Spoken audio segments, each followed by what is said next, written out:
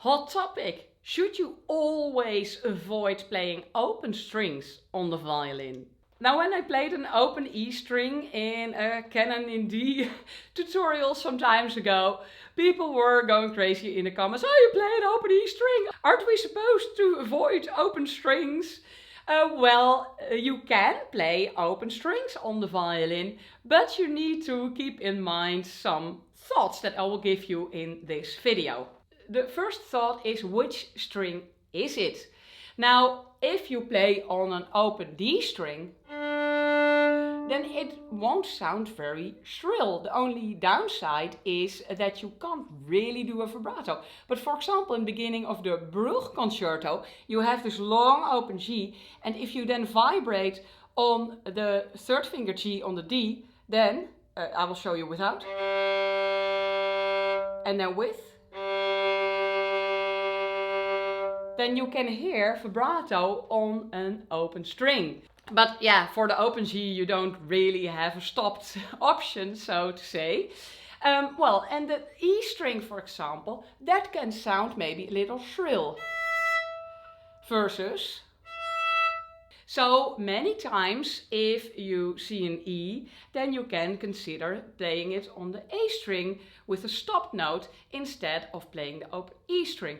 This all also depends on how your violin sounds, because some violins have a great sound on the open strings and other violins have a very, very nasty shrill sound on the open E.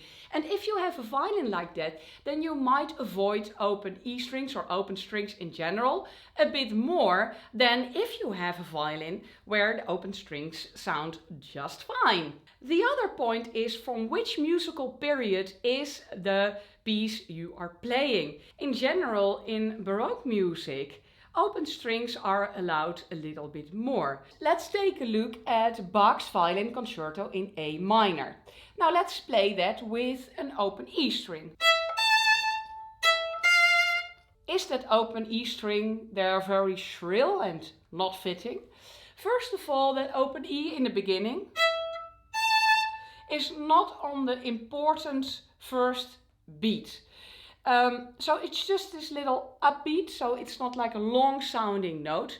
And also let's see how it sounds if you would do it avoiding this open string. Then yeah, you can do it in first position, so you have to do string crossings then. So yeah, you can do that. But then you have the inconsistency of the strings sounding a little bit differently. And so yeah, it doesn't really sound one. So then you might choose, if you really want to avoid an open E, to play it in the fourth position on the A string. Now, well, how does that sound? Does it have this nice transparent ringing sound like we have on the E string?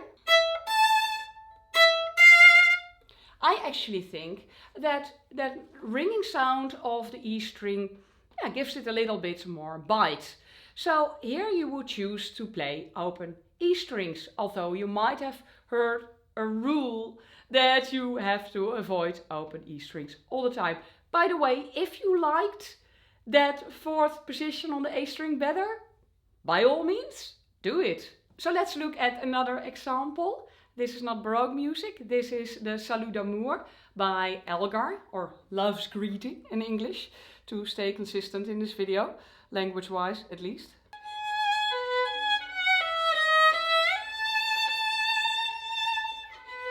But let's say you want to play an open E string there as well, and you just play this in the first position.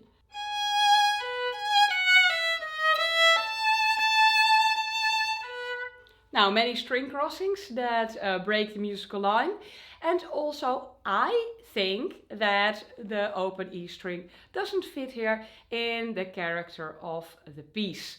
Also, you will see that not only the string crossings break the musical line, but also the fact that an open E string doesn't have a vibrato on it and the other notes do, so you have an inconsistent sound here. So with these two examples, you see in some cases you can use an open E string and in some cases you might like better to avoid it. Now, so also we have discovered now the rule that it depends on the surrounding note. So if the other notes are vibrato, then you might choose for a stop note that you can also do vibrato. And another rule or idea that I would like to give you is that if you play a fast passage, that an open string might avoid a string crossing and give you that little extra speed, and that if you play a cantilena passage where it really matters the musical line and how the notes really sound, and you might use a lot of vibrato,